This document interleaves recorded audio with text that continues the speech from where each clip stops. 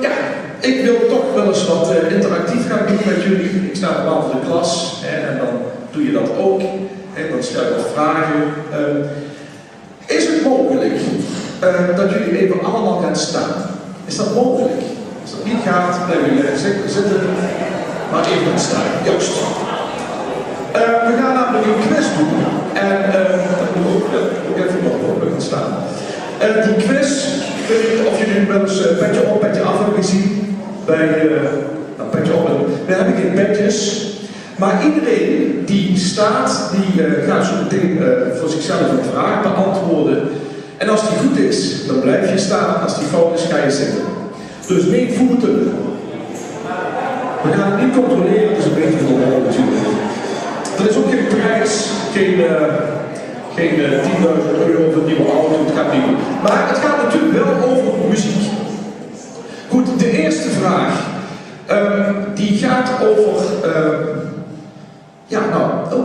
Jullie moeten je afvragen of het deuntje wat jullie dadelijk horen gaat over 1 hoofdpersoon of 2 hoofdpersonen. Dus zeg je 1 hoofdpersoon in je hoofd of 2 hoofdpersonen in je hoofd, dadelijk krijg je het antwoord te horen. Heb je het goed, blijf je staan. Heb je het fout, ga je zitten. Dus niet voeten. We kunnen.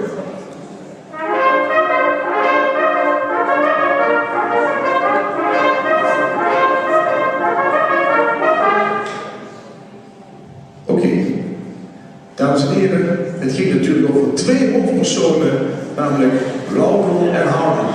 Er zijn toch een paar mensen die gaan zitten. Oké, vind ik wel heel sportief. Heel sportief. Jullie dachten misschien aan Charlie Chaplin? Misschien, of misschien niet.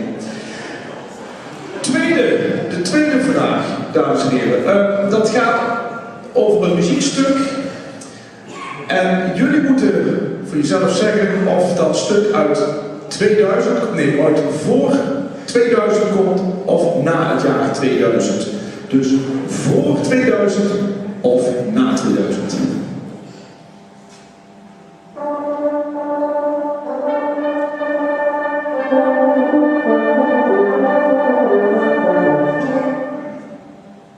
Nou, voor 2000 of na 2000? Het antwoord is na 2000, want het is Pirates of the Caribbean van 2004. Zo. Dat kan maar één ding betekenen, dat een aantal mensen op koers komen.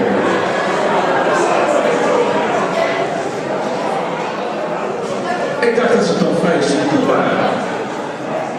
Het volgende fragment dat we gaan beluisteren, daar is de vraag bij. Moet ik even goed kijken? Oh ja. Gaat het om een bokser of om een piloot? Dus bokser of piloot.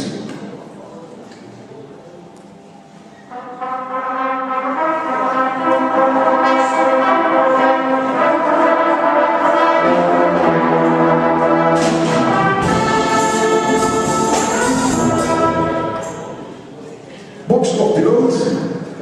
Het was natuurlijk een bokser. Nou, de mensen die nu nog staan, die mogen zich film, muziek, expert 2 of